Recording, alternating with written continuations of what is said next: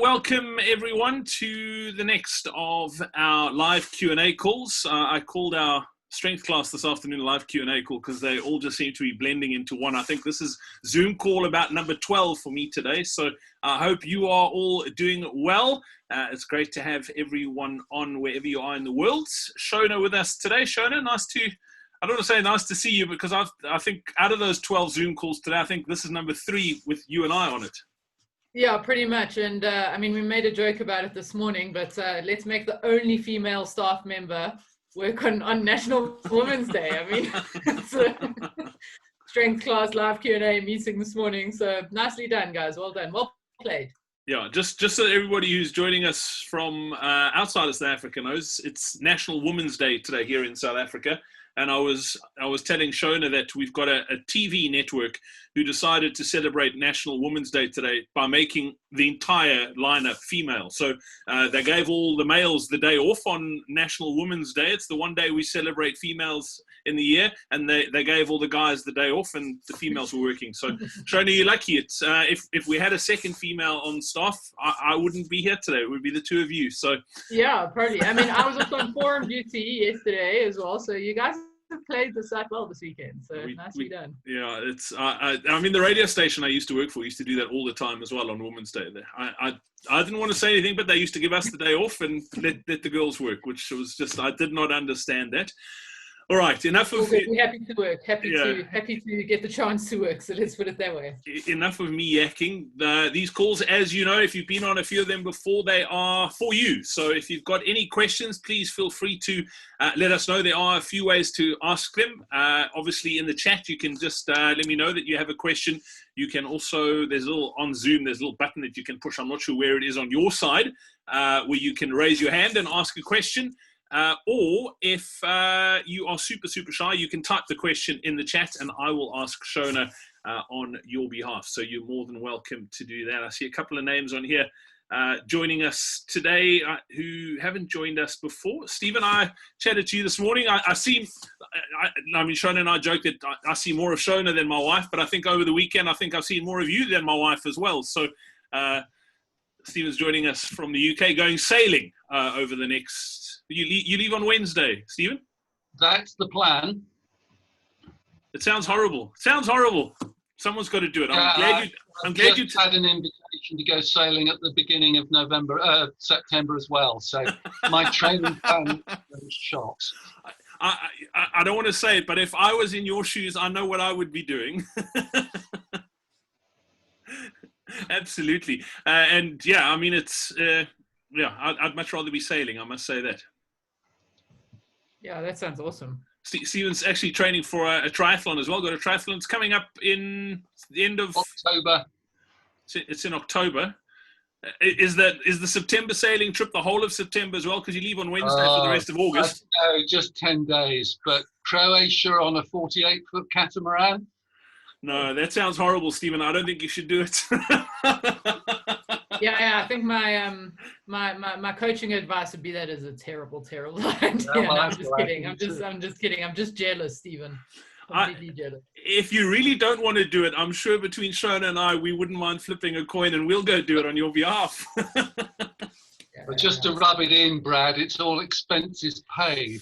No, then I definitely wouldn't go, Stephen. That's a no. I wouldn't do that at all. So we'll see you halfway through September then. That's the plan, I guess. That's fantastic. All right, everyone, please feel free to ask any questions. Shona, are we going to let the cat out of the bag about some of the things we're up to on the platform at the moment with regards to what we're working on? You nodding. Okay, we are going to let the cat. I'm excited. I mean, I won't be able to hold myself back. So if you think we should, otherwise I'll just mute myself and speak. But yeah, go. Yeah, let's do it. No, I think we should. See, Gay is on. Welcome, Gay. I know you posted in the forum as well, and Shona directed you to this call. Gay, I don't know if you want to ask the question or if you want me to ask it for you, but Gay's been training for London Marathon, and obviously which was put forward from April to October this year, and then that was cancelled. Gay, I'm sorry. Yes. I know this was like a massive goal for you, and you must be massive. You must be gutted. Yes, that's the whole one of the reasons I started running and made it a goal for me to do the London Marathon. And now that's all shifted and changed. And now what? I really don't know what my next step is, and what am I aiming for? Where am I going? What am I doing? I know running for pleasure is amazing, but it's always nice to have a bit of an incentive, a little bit of a direction you're going in. So I don't know now what to do.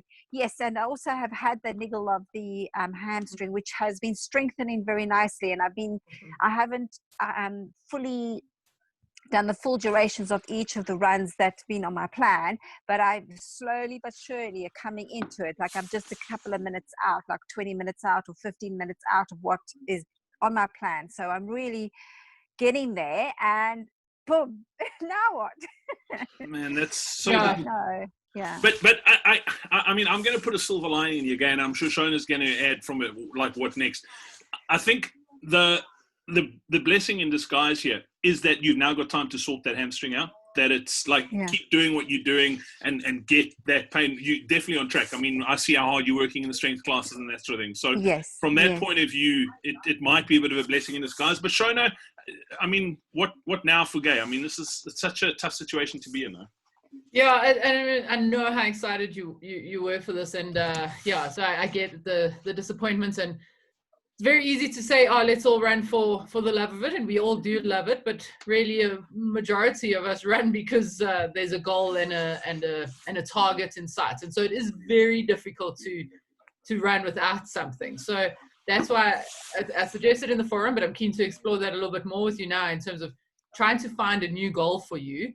And with no races, coming up anytime soon, it is a good idea to jump onto a bit of a shorter distance, like a 10, even a 21, but I'd really rather recommend like a 10K. That way it will give you a chance to your hammy to strengthen out. A 10K is easy enough that you can set a course and get a couple of supporters on the side, to help you out if there aren't any races. And in the long term, it's really helping your speed development. So do I go and find the program that matches that? So how? Because I see there's like different programs, different on the site. There's like different. Yes. Yeah, I've explored that, and I've not ever touched that. But is that what I go do now? Go and look for one of those programs. The one, yeah. But so, Gabe, I'll just do a little calculation for you. Just remind me of like some of your recent, like your PBs over 5 and 10Ks. Oh my gosh, I'm bad. I know. Even like a 4K time trial or 5K time trial that you might have done recently. No, not, and because of the hamstring, I didn't participate in them because I didn't want to push too hard. But I know I've run. Is it 5K? 3 miles? A park run. Run. I know I've done in 23:50. 23 minutes 50 seconds. Okay. And that was 2 years ago. Sure. I'll have to go and look. I can't remember those things. No. But that's hundreds. That just gives us an indication. So that time, essentially, even if it was a few years ago, put you around a sub 50 minute 10K. So I wouldn't necessarily say that you should jump into that plan. I would even, there's 2 options here for you. I would say that we get you onto what almost like our bridging plans or our return to play plans. So with your hamstring, those are 4 weeks, and they build you just really nice and slowly. And then after those 4 weeks, we put you on the sub 60 minutes 10K plan. And then that'll really, and then if you find you really doing well in that sub 60, we can adjust some of the paces for you. So so how am I going to remember this? Would you paste it into the forum for me, or do I just, I'm just going to jot it down? Yeah. Okay, let me make a note. Yeah, I think let's make a note. What we can do is, what's today? Today's Monday. Obviously, what we can do is we can swap it out for you if that's okay.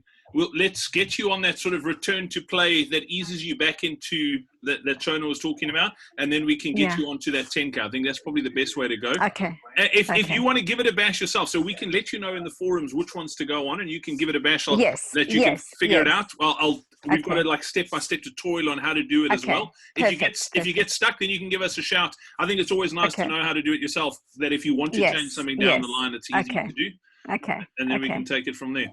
But I'm so disappointed for you because I know how excited you were. What's happened? What's happened with the entry now? Do they defer to next year? How does that work? So you can either do a virtual race where you'll get a momentum medal and T-shirt, but that's the part of the atmosphere of running the London Marathon is so important. So I'm not keen to do the virtual. Otherwise, you can apply in September. You can apply for a place in 2021 October. Otherwise, it's another year at the following April. So April 2022. So. Wow. Look, I'm in a similar predicament. I mean, I was signed up to do Chicago this year, and it also, to be fair, South African borders are still closed, so I knew that wasn't going to happen, and so, not fun. But I mean, I think it is a great opportunity for you to get a little bit stronger, build up a little bit of speed. So Brad, I think you'll put that stuff in the forum, on that forum post for her, and then let us know if you're struggling. Perfect. Okay, lovely. I mean, I watched you in the strength class today, and I mean, there were no niggles from that hammy. You looked fine. So, absolutely fine. Yes, awesome. yes. I really like those strength classes. I love them. Good stuff. Yeah, you're smashing. I try my best to go to the live class. And otherwise I'll hop on. And Gay, the more, and we said that today, the more you do them too, the not that the easier they get because they're always progressing, but the stronger you get, and you'll then start seeing that with your running as well. And you'll be less prone to injury. You'll be stronger as a runner. So you're doing amazing work. Just keep on doing what you're doing. Yeah. Okay. I don't want to dominate the conversation. So. No, we don't mind. That's why we're here. It's all good. Cool. Nice to chat. If you've got another question, feel free to let us know. Okay. Perfect. Cool. Stephen, I'm going to get to yours now, and I'll let you ask it. But Shona, Rian was saying, why are there 2 advanced strength sessions on consecutive days, Wednesdays and Thursdays? Is it advisable to do both? Rian, it's just because Shona doesn't like you that she's putting 2 advanced. I'm kidding. No, Shona, what's the reason for the 2 strong? I mean, Rian's obviously very strong. I mean, we've seen him in the strength classes. But what's the reason why they're back-to-back on a Wednesday and a Thursday, and should you do both? So, Rian, you must understand that between Lindsay and Brad and I, we've gone back and forth around this a lot. And when Lindsay structured a lot of the programs, we want one complete rest day. Okay, so I can start with that. So we want one full rest day. So just remember that.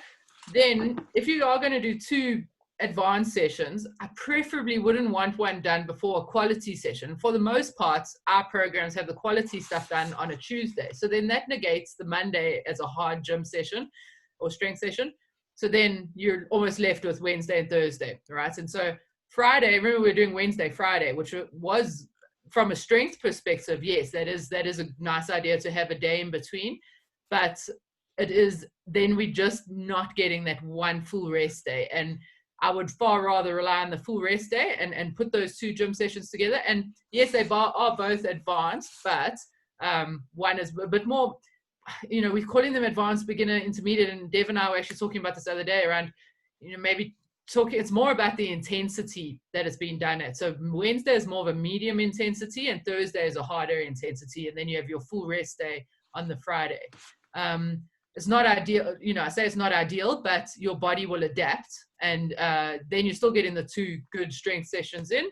And you got that full rest day on the Friday. And we've always kind of maintained running on tired legs on your long runs is far more preferable than running on tired legs into a quality session. So Monday into Tuesday. So yeah, that's the reason why. So there is method in the madness.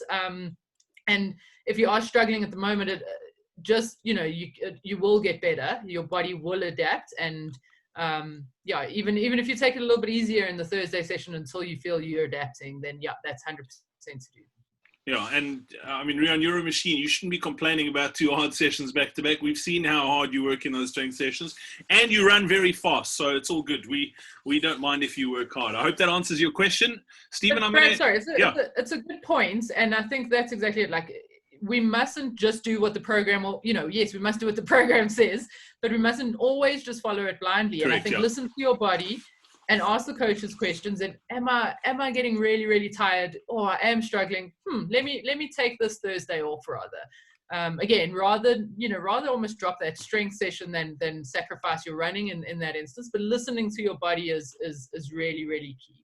So, Stephen, I'm going to asking. he's got a follow-up question, so I'm just going to jump to Q. He's saying, is it advisable to do the Monday session as well for him and his wife? Yeah, you're welcome. Because that Monday session, like I mentioned, it's a lower intensity. So it's bands and core work. And so we really don't load the legs that much. So you definitely can jump into that session. It's extra, it's extra core work for you guys, a little bit of stability, 100%. So that I like that as the sort of way strength works. So Monday, nice and easy. Wednesday, a little bit more medium. Thursday, harder. So if we maybe, sort of structured like that. And again, but again, if you're tired after your long runs, Saturday, Sunday, leave the Monday. Rather don't do that. Listening to your body is really, really key here. Yeah, and Shona, I mean, for everyone who's been on the platform for a while, you would have known about the Friday class as opposed to the Thursday class. And that was one of the reasons we wanted to bring it in line with sort of what the training programs are, keeping that full rest day. So, and then also the changes with the Monday class, that it's not a hard session before the Tuesday higher intensity. So we've dialed that back a little bit as well, which does make a big difference. So there we go. Stephen, you wanted, Sorry, just while we're on the strength classes, can I just maybe mention, and I think, if people are watching this replay or for anyone who's new, that Wednesday midday class is just, I'm loving them. I'm having so much fun doing them because it's something we've never done before. And I've always struggled with, giving people exercises on the platform, but I'm so used to having people one-on-one. This is such a great way to learn the techniques of all the stuff, all the exercises that we're doing. And I focus on 4 movements that will really allow you to do every other strength exercise on the platform.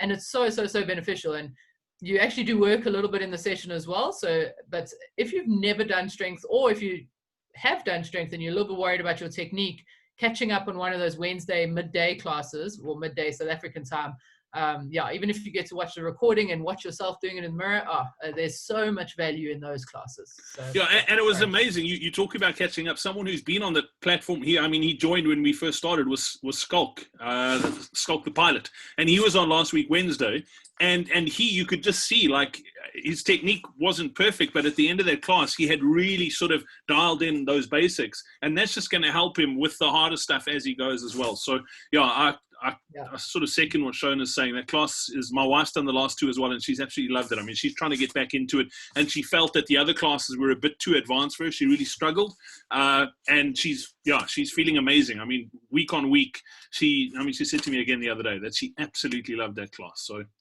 that's brilliant. Yeah. Cool. Sorry, Stephen, to keep you waiting. You were asking about. Okay. Shona, just a bit of background. Back in May, I was doing a Jeff Galloway 10K program, to step up from 5 to 10K, to move from sprint to Olympic triathlon. I was doing an FTP builder program as well and racing on Zwift, and I thought I was doing great. Then in the middle of June, I suddenly found 3K into a local run. My left hamstring went and I was limping. I left it 2 weeks, and in June I tried again. I then found on the 2nd of June, 1.8K in, I was limping. I'm starting to run tomorrow on my program, which is brand new for me. I've got a 30-minute easy run, and I'm really just wondering what I should be watching out for, so that, having rested and done strength training since the beginning of June, I don't wreck it again. Yeah, I mean, Stephen, it's a great question. And look, I would be amiss and somewhat unethical to give you any real kind of treatments and that sort of thing from without having been able to do an assessment firstly. So I'm assuming, and I'm happy to give some advice nonetheless, but just that's not directed specifically around medical. But I'm assuming, just given that you're in the UK, you wouldn't in that time had a chance to see a physio then, very much like I have, well. I managed to see a physio 3 weeks ago, and he gave me some strength and conditioning exercises to do, and I've been working on those. Did he give a diagnosis at all, like in terms of the grade of the tear or anything like that? It's more the tendons at the top, so it's right underneath my glutes. Okay. Okay, so a bit more of a tendonitis as opposed to an actual tear. Yeah. Okay. So the problem with the problem with the tendons is that they require loading, but they're very temperamental. And if you load them too much, then they're like, leave me alone. But if you don't load them at all and you rest completely, they also, it's like growing a Pinot Noir grape. It's extremely temperamental. So so you want to load it, but you also don't want to load it too much. So continue to do the rehabilitation or the strength stuff he's given you. That stuff is so important, and he would have given you the right kind of loading. Now, and if you are going to be joining any of our strength stuff, just flag that to myself or Dev, because we have to watch out for that. So I'd avoid any kind of eccentric training. So obviously eccentric being like where your hamstring is lengthening and contracting at the same time. So any, like the arabesques, the aeroplanes, lots of stuff like that we want to avoid. From a running point of view, just taking it nice and easy. Again, listening to your body. Obviously, I'm assuming in your running stuff there'll be no intensity work as well. So, Brad, because on those programs, they should be very pedestrian. Yes, yeah, and you know what? It's going to seem frustrating, and I'm sure Gay can pop her words in here as well. It is frustrating, but you rather want to take a little bit longer in coming back than coming back too early, and then then it becomes a chronic thing. And the tendonitis, that's the problem with that. It can become chronic. So I would just watch little, you'll feel tightness. I think that's something to look out for. Don't exacerbate that.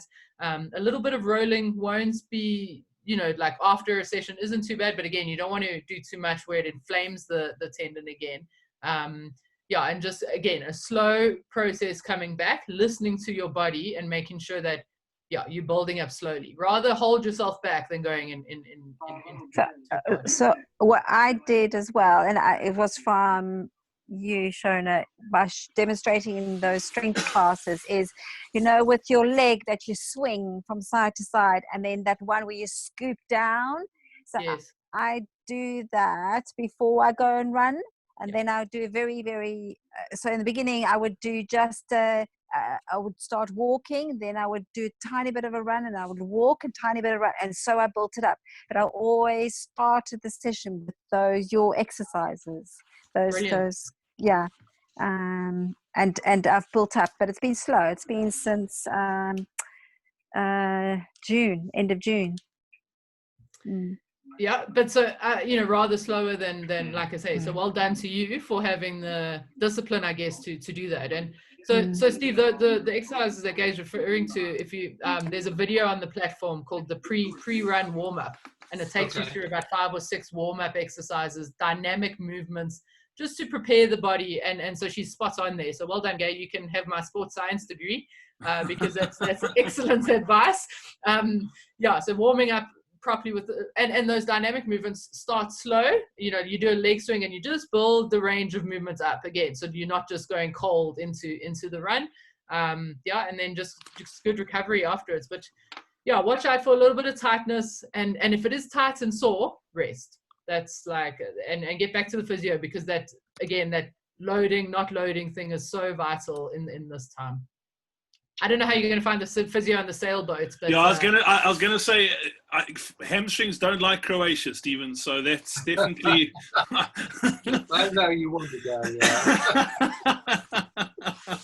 What I'll do is, Gay's got another question. Quick, while Gay's asking a question, I will get the link for that video that Shona was talking about, and I'll pop it in the chat, so you can just copy that link and then get it on your side. So that'll definitely help. Gay, you seem to have the same problem I've got with those strength exercises in the toes. Tell us. So today again, was highlighted to me how it's particularly the right foot where the big toe will not move unless I put my fingers gently on the rest of my toes, and then it will move up and down. Is that allowed or not allowed?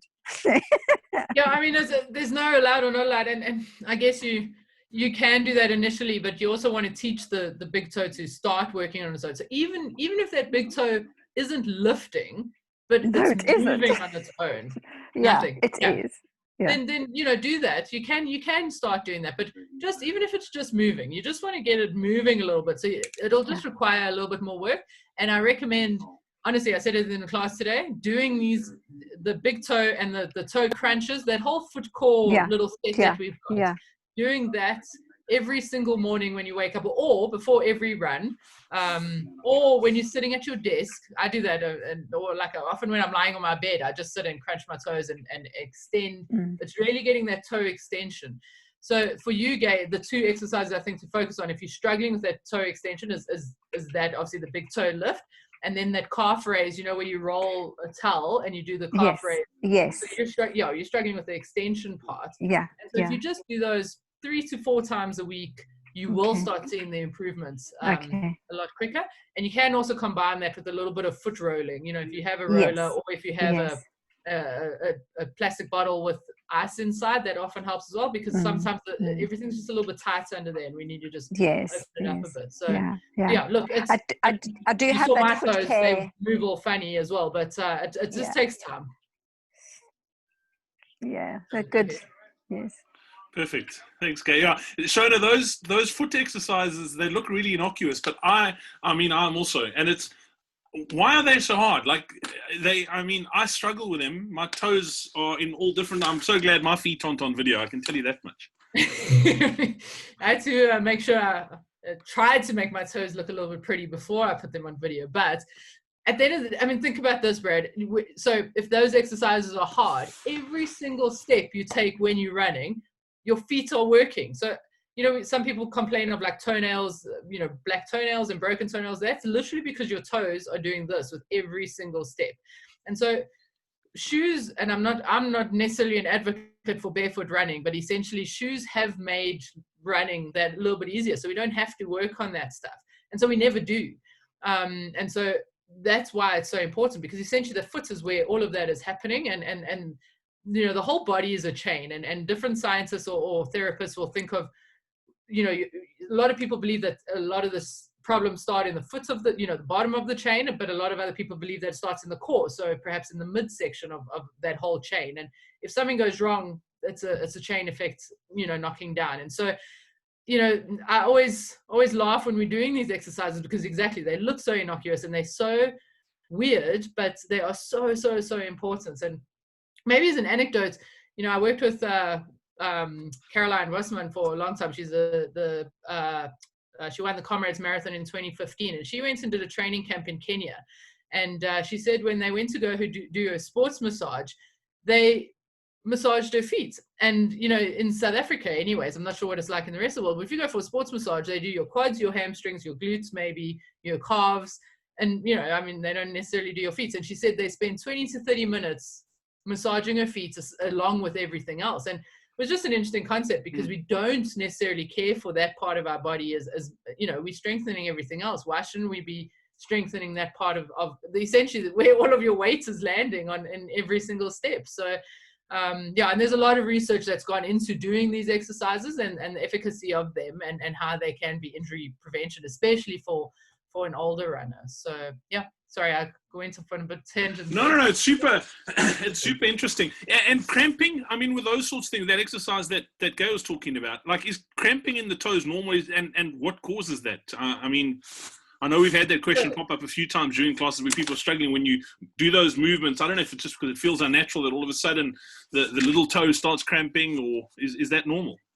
Yeah, it is normal. It's and let's put this, cramping, the mechanisms behind cramping aren't, the myth has been busted around it being lack of electrolytes, etc. That's not the case. One of the main, and there's many aspects to cramping, but one of the main aspects that brings on cramping is deconditioned muscles. So if your muscles aren't conditioned in the right way, they will cramp easier. And so that's, if you haven't been doing these things and this tiny little muscle at the bottom of your calf hasn't been worked, it's going to cramp. And I mean, because they're very small intrinsic kind of movements, that's also why, they're small muscles that don't get worked often. And now you're really loading the reps on them. And that's why in the foot core, I like to do those exercises. I don't really like to do them in a circuit. I like to do it that you do all three of the one, because I want the muscles to work under fatigue so that they get a little bit stronger. And hopefully then that prevents cramping when you're running or in the calf, in the hamstring, up that whole kinetic chain again. So that's the method again behind the madness. Awesome. Stephen, I just popped that link in the chat for that pre-warm-up video. I don't know if there's anybody else who's on the call that wants to have a look at that. It's fairly new. We popped that only on the platform 2 or 3 weeks ago. So that is a fairly new one, and it's something you can do. I mean, it'll only take you a couple of minutes, and you might only need to watch it 3 or 4 times. Once you've got the basic movements, then you can do that pretty much ahead of any session that you do. So that is perfect. If there are any questions, Sorry, on those warm-ups, obviously I specify in the warm-up, do 5 on each leg or 10 on each leg. You find what works for you as well. And if you want to spend a bit more time doing more leg swings or more whatever, focus on those areas for you. That is just a guideline of a framework. So, so if you want to do a little bit more, spend a bit more time or come back to it, please, the goal here is that we're empowering you to find things that make you feel better and stronger for your running. Yeah, because I think that's important too, Shona. I mean, we talk about it all the time, is that we're not all exactly the same, and what works for me might not work for Gay, or might not work for you, or might not work for Stephen. So the principles are there, and we've got to work within those principles to find out what is most beneficial for you. So if there are any questions, or if you have a question that you'd like to ask, please feel free to raise your hand or pop it into the chat. Or if you want to ask it yourself, let me know, and we'll click you on. And while we're waiting for the next question, Shona, we're going to let the cat out of the bag on a couple of things. So I know we've been getting lots of questions about nutrition. I'm putting you on the back burner because I can see you chomping at the bit. You want to talk about. I'm like, actually, my foot's even going. I'm so excited. I was like, we're starting with the nutrition one. I mean, I love the nutrition, but thanks, Fred. So we've been getting lots of questions about nutrition, particularly for over 50s runners, and what special nutrition needs, or what the difference is from a nutrition point of view for a runner over 50 as opposed to someone in their 30s. Also from a race or a running event perspective, what you should look at, macro and micronutrients. And we sent out a survey. I'm trying to think, it was probably close on 6 weeks ago. It was a while that we sent it, and we got probably close on, if not more than 1,000 responses to that survey, which was amazing. It gave us so much really good insight as to what people want to know about nutrition. And Nikki has been working, I actually feel bad because she's literally gone through every single one of those survey responses and has sort of bucketed them into different groups. And she has put together, I've seen the sort of skeleton of it. It is phenomenal. And we are going to be recording it later on this week. And then I will be editing and just prettying it up. But it's going to be going on the platform. And it's going to be a mini video course, if you'd like, specifically on nutrition. So that is coming. I'm really excited about it because it's something that we've spoken about for a long time. And it's all backed by science. I mean, Nikki is a lecturer at the University of Pretoria. She lectures all the new sports nutrition students coming through. So she's basically looked at all the science, looked at all the questions people are asking, and gone and found the science to put the answers together. The nice thing about Nikki is she understands the science, but she also speaks Brad, so she can make it really simple so that everyone can understand it, which is great. So I'm really excited about that, Shona. I mean, the nutrition side of things for many people it's like one of the dark arts. Like it's right. It's we talk about this in the Faster Beyond 50 webinar. It's a pillar of what we do. So my background is obviously strength and sports science, but without so I'm a massive advocate for strength training within runners. But without good nutrition, your car's not going to go anywhere. It's like the fuel for your car. You're not going to get anywhere. So if you're not fueling your body, no matter what training you're doing, it's not going to be. And that's why when we run the webinar, we speak about that. not, the way we go through those different pillars, we're not talking around one aspect being more important for another, more than another aspect. So strength isn't necessarily more important than nutrition. Don't tell Nikki I said that, but it's if you take one of those aspects out, that's, then you're not going to perform well. And so, what we're doing here with this nutrition thing is so awesome. It comes as close to awesome as the live strength classes that I can think of. So. Okay, well, we're going to make you wait before you start sharing your news, because we've got a question from James. You can keep the questions coming, and then Shona won't be able to let you know what she's doing. So keep asking questions. You're like a kid at Christmas, Shona. I can see you chomping at the bit. James saying, is it okay to have stiff legs after strength, or should you try and avoid doing strength that causes stiffness? No, I think, so James, what actually happens when you do any kind of strength or any training, so whether it's strength or running, essentially the muscle fibers actually break down. So during that activity, while you're running, while you're lifting that weight or doing that, squats, your muscle fibers, so if the fibers are like this, they actually are, they're little micro tears within the fibers. And that's why rest and recovery is so important, because that's when those muscle fibers regenerate and get close together, and that's how they actually get stronger. So the muscle knows, or the body knows, okay, there was a breakdown. Then that's where the proteins and the nutrition, there we go, nutrition comes into play, and it builds it up again and it gets stronger. So that's how strength training works. So yes, a little bit of stiffness is quite common after doing those strength or any strength plans. There's a difference between a little bit of stiffness and then there's what we know as DOMS, so delayed onsets of muscle soreness, and that can last anywhere between 5 to 14 days. And again, it's not a bad thing. It's just, it can, obviously inhibit some future sessions. And so you want to, and well, let me put it this way. I think the good thing is that your body, again, is adaptable. And so the more consistent you are with strength training, the less DOMS or less stiffness you will get. And so you'll build up and you'll get a little bit stronger. But then you've got to be careful not to plateau also, so you don't want to be doing the same strength stuff all the time. So you want to be able to adapt from there. So a little bit of stiffness, yes, is fine. It's normal. What I would then recommend is, again, the pre-run warm-up, in your next session, and just slowly running into that session. That's why we say we don't mind doing the longer runs on perhaps a little bit of stiff legs, because it's a long run. So you've got 20 or 30 minutes to almost just warm yourself up. So again, just watch yourself, listen to your body. And if you're extremely sore, I would, make sure you look after your recovery, get a good massage perhaps, and give yourself a day or two to get back into the running. Shona, it's also with the strength stuff that's within the frameworks and the training plans that we've got, it's also important not to throw yourself into a plan that's just like way further than where you're at the moment. And I mean, I see it quite often, and so do you. Someone who's been running for many, many years, they do lots of hill running and they feel that they're fairly strong. So they think they're going to jump onto a strength session that's maybe intermediate or advanced. And that you will be very stiff afterwards because you're not used to doing that sort of stuff. So I think also you've got to be mindful about where you're starting. So make sure, even if you have been running for a long time, if you haven't done lots of strength, start with the beginner stuff that we've got and then slowly build up. Because if you start with the advanced stuff, if you're anything like me, you won't be able to walk the next day. Yeah, or, even... So I normally, those sessions shouldn't be taking you longer than an hour, really. And so if you start them and you find it's taking you an hour and a half, then I would drop because more often than not, I've prescribed 3 sets of something. Then drop one of the sets and just do 2 sets for the next week and a half or 2 weeks. And then you'll start seeing that it starts getting a little bit easier. Then you can start adding those sets on again.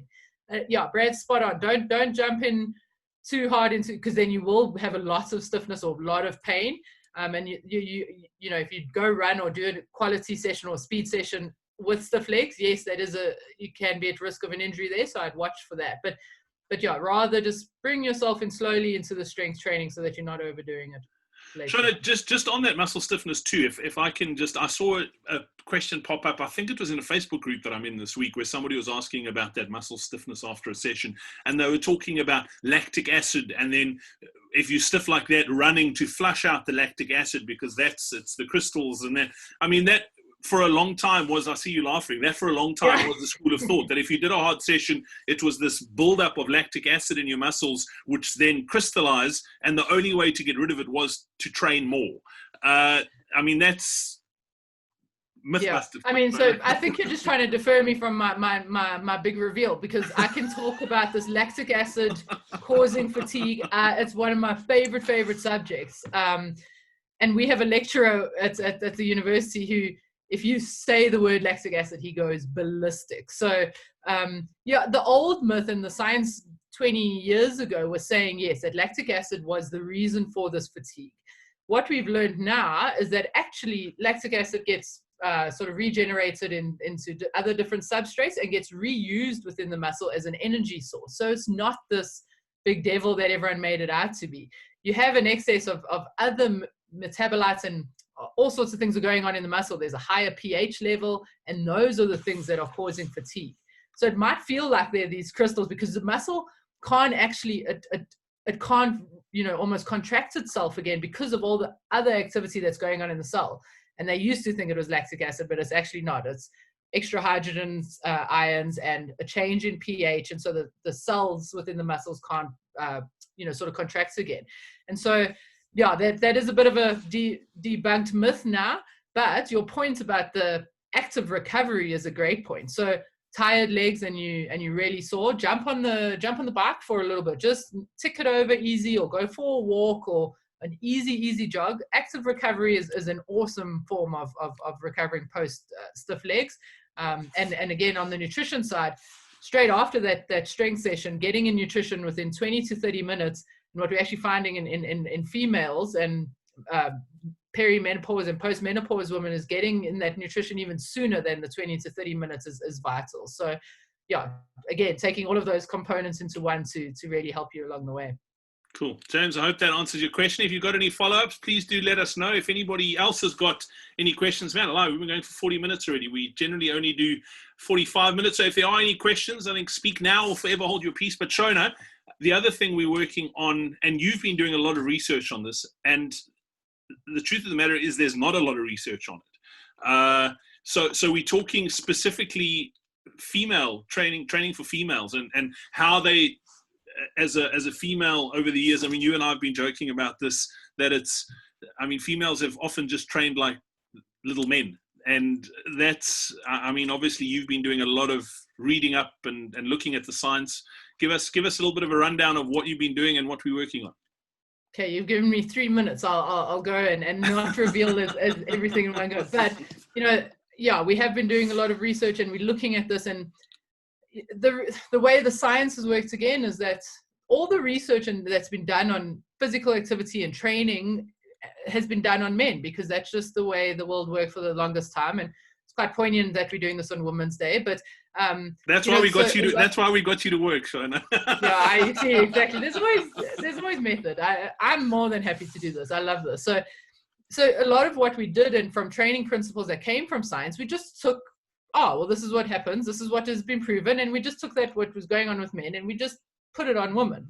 We're learning more and more and more that this is really not the right way of doing things. As females, we have an entirely different hormonal system, and so we're not just smaller men. And there's a great concept that I've picked up in one of the podcasts that I've been listening to. It's this concept of shrinking it and pinking it, and it's just ridiculous. That's exactly what we've done. We've taken training principles, and I'm not saying that women must do less, but we need to do things that are specific to females, the female physiology, the hormonal cycles, and the changes that happen from that perspective. And I said to Brad this morning, actually, the more I'm reading about this and the more we're learning, I actually can't believe that we've been training females this way for the longest time. And the science is catching up.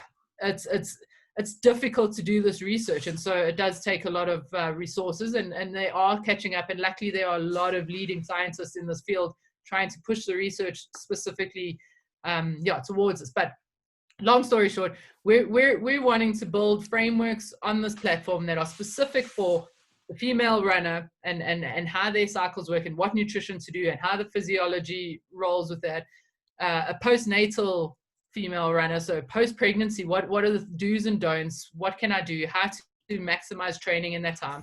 And then the one that I'm quite excited about, and I actually start the course tonight, is peri and postmenopausal women and running, female runners, and how to really optimize their training using nutrition, using strength, using rest and recovery, and monitoring cycles. And so yeah, there's a lot in it. I think I was gonna say I think I have 20 seconds, but yeah, that's exactly 3 minutes on the dot. So but yeah, I'm so excited by it, and there's just so much we can give female athletes that I think they're missing out on, or they're not even aware that their bodies are doing. And that's I'm so excited to get this education process going. Yeah, absolutely. So it is super exciting. I mean, Shona mentions the sort of perinatal training and that as well. And Lindsay's got a fantastic case study. One of the clients he's been working with, she's a gynecologist in India. And she's literally run right throughout her pregnancy. I think she ran up to almost the last week before giving birth. And it was literally a few days after giving birth, she was slowly easing back into things again. So it's just phenomenal, the sort of learnings that they've both taken out of that, because she's been documenting the process as well. And they've been working really closely together to sort of put something from a medical perspective as a gynae, and then also from a coaching perspective. So there's been lots of great learnings out of that. So that's there was a question that came up in the forum the other day. It's actually one of the athletes that I chat to outside of the forum as well, and she's recently had a baby, and she went on this postnatal exercise or class that she was doing, and the advice given to her there was, you're not allowed to run for 6 months after having a baby, because there's that hormone laxity that comes up. And I struggle with that kind of one blanket approach advice to things. Yes, that hormone is there, and your ligaments are a bit lax, but that, like Lindsay actually replied in her post, that hormone was there when you were pregnant as well. And so if she is running through, and so those are the things that we want to start helping with. Is there's a lot of misinformation out there, and I think that females don't really understand what's going on in their bodies, and there are days where they probably feel horrendous, and we can start tracking things and giving them reason for, that's why I feel so horrible every time I do a speed session, or whatever the case is, and what can we do to change and adapt to really optimize the training around that. So yeah, that's the goal. And yeah, I'm quite excited that we announced that a little bit on Women's Day, but it's going to be good times ahead. Yeah, excited. So we also, just so you know, we're starting another YouTube channel, which is pretty cool as well. It's obviously going to be linked to Coach Perry, but it's going to be very female specific. And Shona, we recorded some videos a week or so ago. There's more coming, and those will be sort of popping up in the weeks to come. And I've looked at that comment, and I'm a guy, and I'm excited because no one's talking about this stuff. So I think it is, Shona, you guys are doing amazing work. I'm super excited, and I think all the ladies on the platform should be too, because it's amazing. Like, I mean, I can't even put it into words how out there it is, because like literally nobody's talking about this stuff, and I'm amazed. Yeah, I think, sorry. And probably my last point in this is it's quite interesting, the journey that we've gone as a team of coaches part of our goal with this is to make these conversations around menstrual cycles and less taboo. And I mean, me, you and Lindsay will sit and have a meeting talking around menstrual cycles and tracking this period and doing this and what symptom here and bloatedness, this, and it's about normalizing that conversation, because Lindsay, as a male coach, coaches very elite and very recreational females. And so he needs to understand that stuff. And obviously Lindsay and I are on this journey of learning more. But I love that has become so normalized, because that's the way it should be. And so that's the goal of what we wanted to do here, is to normalize these conversations, make them less taboo, so that the female runner is not getting a disservice, that is getting everything to optimize her training. Absolutely. I love it. All right. It doesn't look like there are any more questions. Everyone's saying they're excited, which is good.